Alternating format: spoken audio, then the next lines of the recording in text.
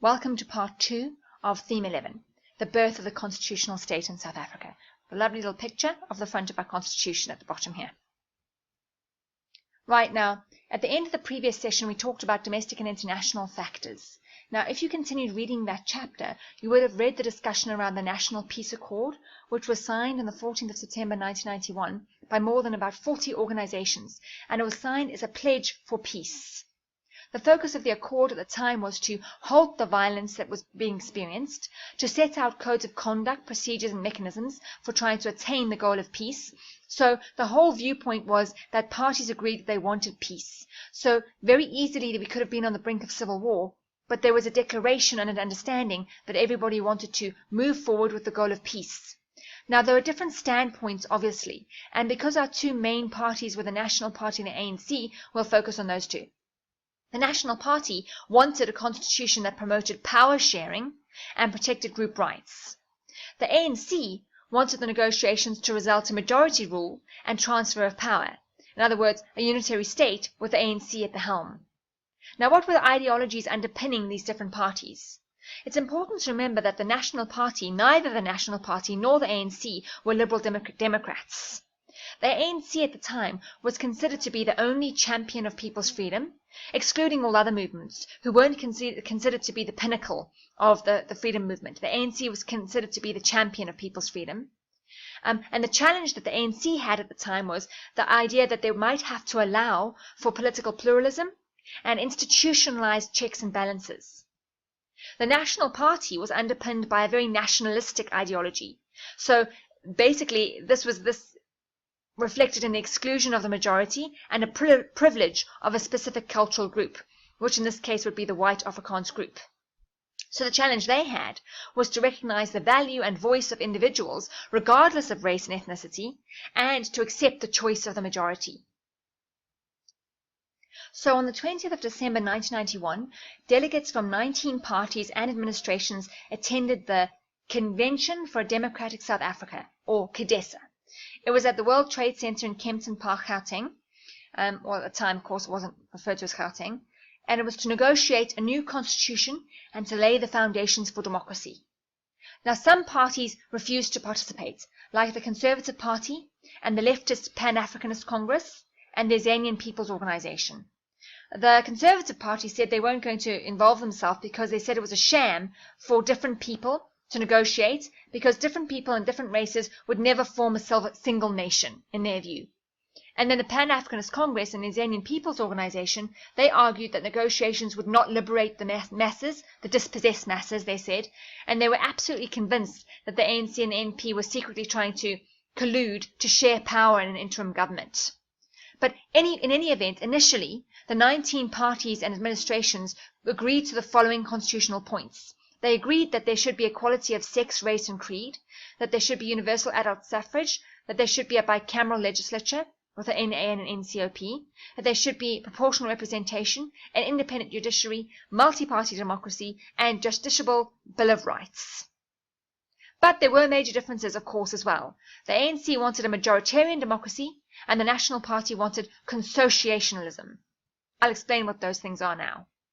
A majoritarian democracy is a version of a democratic system that advocates that democracy is based on a concentration of power by the masses. So in other words, majority rules. That's in essence what it is in a nutshell, right? Consociationalism, on the other hand, there are 4 basic principles here. Representation of all significant groups within society, group autonomy by means of federalism and decentralization, proportionality, in particular with regard to political representation, and also minority veto power over issues that were considered vitally and fundamentally important to minorities. Now you can understand where both of these parties are coming from. The ANC would have understood at that time that they would have the masses or the majority supporting them of the population. So it makes perfect sense that they would want a majoritarian democracy. You know, democracy rules in the concentration of the masses, so majority rules. And the National Party would obviously want consociationalism because there you could make sure that you had veto powers as a small or minority group. So that's where they were coming from. And although they agreed to the above in purple, there was obviously fundamental distrust on both sides. Now, I included this little cute picture of Yoda here from Star Wars because it says here, strong and new South Africa, the third force is. That's because at the time there were a lot of people who were questioning this idea of a third force, or a force that was trying to stop the negotiations from being successful or undermining the success of the negotiations. This is what I was referring to when I mentioned the Goldstone Commission earlier on in a previous video, and you can read that in the previous chapter around the Goldstone Commission and a whole discussion around the third force and what that was. Right, now, although there was distrust, there was an agreement to a declaration of intent to negotiate a new constitution, and in order for this purpose, 5 working groups were appointed.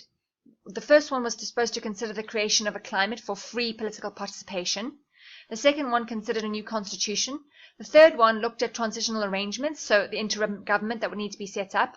The fourth one looked at the future of the homelands, and the fifth one looked at the time period for the implementation of all of these changes. There was deadlock, though, over Working Group 2, over the number of votes needed to adopt the constitution. The National Party wanted 75, and the ANC wanted 70. This basically led to a breakdown in CODESA at that time. So in 1992, ANC withdrew from CODESA, and then in June, they began rolling mass action with strikes and boycotts. But then there were 2 key massacres that took place in the next few months. One was the Boipatong massacre in June 92, and then the Bisho massacre in September 1992.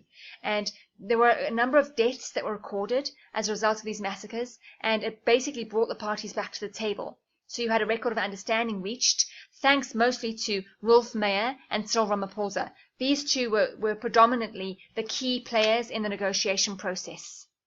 Right, bonus mark again for the first student who emails me to tell me who all these people are in the correct order. So, long story short, negotiations resumed in 1993 through the Multi-Party Negotiation Forum, and this was attended by 26 parties. This included the Conservative Party, by the way, and the PAC, but the Conservative Party didn't stay. So, here they looked at the nature of the powers that the body would have that would take over from the existing tricameral parliament, because that's what we had before.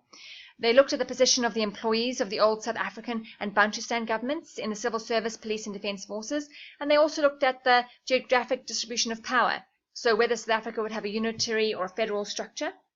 And then this led to the creation of the interim constitution in 1993, which of course then became the final constitution in 1996. And do remember, I've said this a few times now, that South Africa has been praised the world over for its adoption of one of the most progressive constitutions in the world. Spend some time then looking over this slide on federal features and unitary features. This is what South Africa looks like. So you remember I mentioned to you before that we are a unitary state with federal characteristics. So this is what makes us unitary, and this is what makes us federal. Remember also that the Bill of Rights is important in the Constitution, but so too are the Chapter 9 institutions in Chapter 9 of the Constitution. And remember, we've talked about these before, but these are the Chapter 9 institutions that were set up to support or bolster South Africa's democratic project.